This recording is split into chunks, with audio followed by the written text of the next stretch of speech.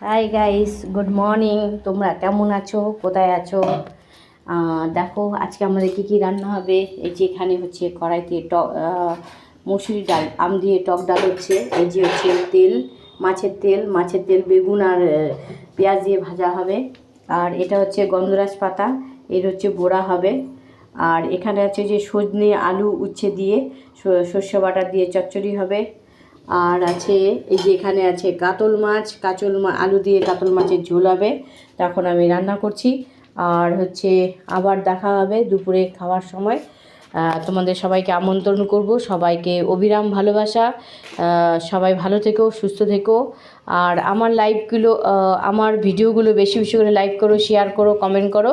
তাহলে পরে যার যার ইনভাইটের দরকার হবে আমাকে চাইতে হবে না আমার কাছে, প্রত্যেকে আমি 1000 করে ইনভাইট করে দেবো।